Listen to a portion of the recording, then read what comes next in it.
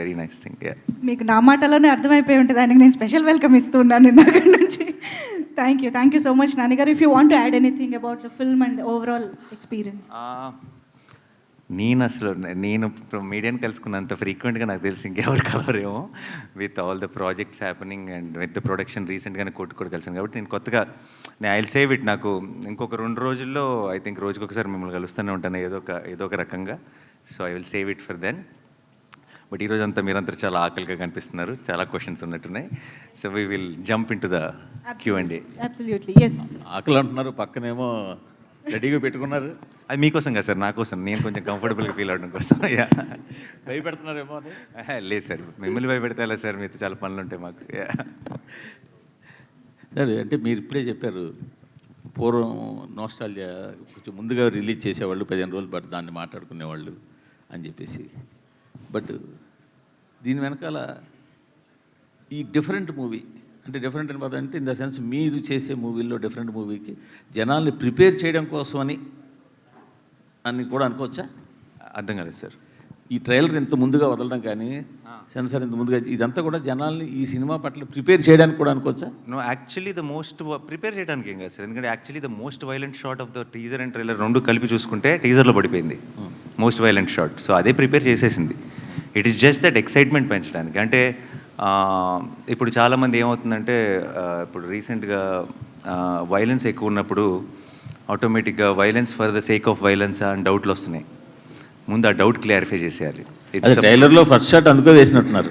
ఏది నో, అంత ఆ షాట్ గురించి స్పెషల్గా ఆలోచించలేదు. కానీ మన సినిమా తాలూకు ట్రైలర్ పడిందంటే ఇది ఎంత కంటెంట్ ఓరియంటెడ్ ఫిల్మ్, ఎంత సాలిడ్ స్ట్రాంగ్ స్క్రిప్ట్ ఉంది అన్నది మీకు క్లారిటీ వచ్చేస్తుంది. ఆ తర్వాత ఈ ఊహాగానాలు ఇది అదై ఉండొచ్చా, అది ఇదై ఉండొచ్చా, ఇలాంటి డిస్కషన్స్ అన్నీ ఉండవు.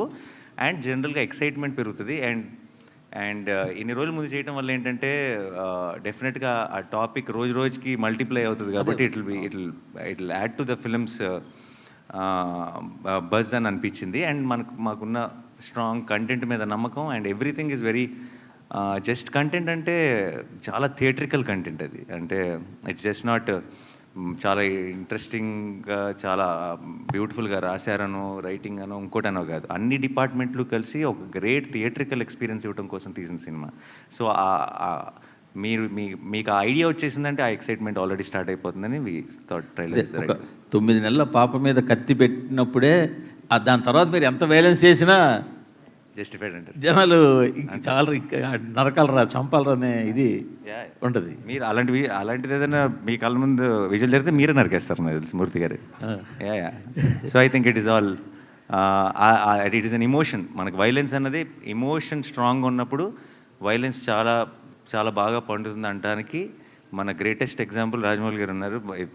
Because we across India now we look up to him. Reason is not because ఆయన యాక్షన్ ఎపిసోడ్ చాలా బాగా తీస్తారని కాదు, దానికి కావాల్సిన బలం, దానికి కావాల్సిన ఒక ఎమోషనల్ సాలిడ్గా పడుతుంది కాబట్టి. So I think I always believe in that. Shailesh also believes in that. So ఈ సినిమాలో మీకు ప్రతి ఒక ఏమంటారు, ఒక చిన్న పూనకం వస్తుంది ఆ వైలెన్స్ చూస్తున్నప్పుడు. అది రావడానికి కారణం మీరు చూస్తున్న విజువల్లో మీరు చూస్తున్న వైలెన్సో కాదు, అక్కడున్న సిచ్యువేషను, దాని వెనుకున్న ఒక emotion. So that is how violence should be, I feel. మీ సినిమాల్లో ఎన్ని ఉన్నా ఎలా ఉన్నా జెర్సీ మూమెంట్ అనేది మెమరబుల్ మూమెంట్, ఆ ట్రైన్ సీన్. సో దాన్ని మరోసారి అలాంటి సీన్ని మీ ఫ్యాన్స్ కావచ్చు, సినిమా ఫ్యాన్స్ కావచ్చు అందించాలన్న ప్రయత్నమా? ఇందులో ట్రైలర్లో 1-2 షాట్లు పడ్డాయి. ఎలాంటిదండి? అరిచేదా?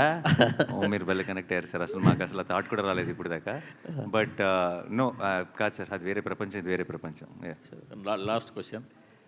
ఇప్పుడు నాని 100 కోట్ల మార్కెట్ దాటేసిన హీరో, 100 కోట్ల కలెక్షన్ దాటేసిన హీరో. సో ఇప్పుడు టైర్ 1లో చేరిపోయినట్టేనా?